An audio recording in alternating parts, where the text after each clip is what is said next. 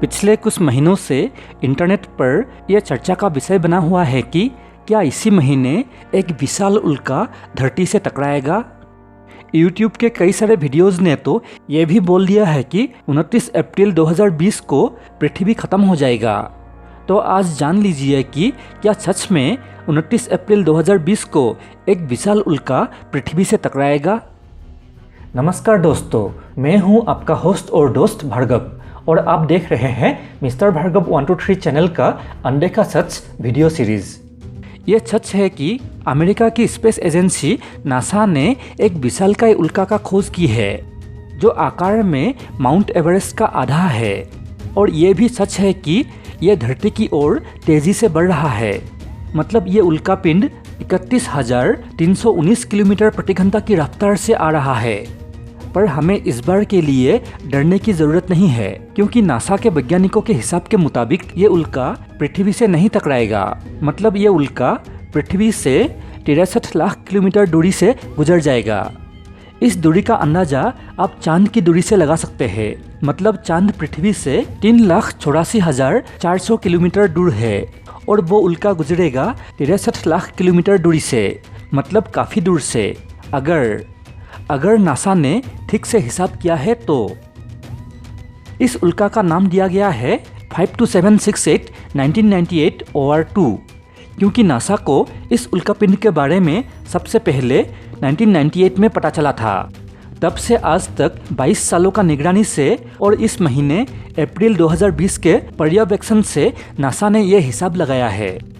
ये उल्का mount Everest से आधा आकार का इसीलिए बोला जा रहा है क्योंकि इस उल्का का डायमीटर 2 से 4 किलोमीटर की है, जो कि सच में काफ़ी बड़ा है। इसका अंदाज़ा आप इससे लगा लीजिए कि डायनासोर्स का सफाया करने वाला उल्का का डायमीटर था 10 किलोमीटर का और इसका 4 किलोमीटर का। जब 10 किलोमीटर का उल्का ने टकराया था तब दुनिया के लगभग 75% वनस्पति और जानवरों की जातियाँ हमेशा के लिए विलुप्त हो गई थी। तो आज अगर 4 किलोमीटर का उल्का टकराता है तो लगभग 30% वनस्पति और जानवरों की जातियाँ विलुप्त हो सकता है, और इस बार तो इंसान जाति भी है। लेकिन डरिए मत और नासा के साइंटिस्टों पर भरोसा रखिए। पर अगर नासा के हिसाब में ये निकलता कि इस बार का ये विशालकाय उल्का पृथ्वी से 100% टकराने वाला है तो क्या होता। मतलब क्या होता कि अगर और सिर्फ 7 दिन बाद वो उल्का पृथ्वी से टकराने वाला होता तो क्या होता। क्या आपको लगता है कि नासा या फिर दुनिया के कोई भी देश पृथ्वी को बचा पाता? जी नहीं दोस्तों, हम सोचते हैं कि हम इंसान बहुत उन्नत हो गए हैं, पर असल में है नहीं।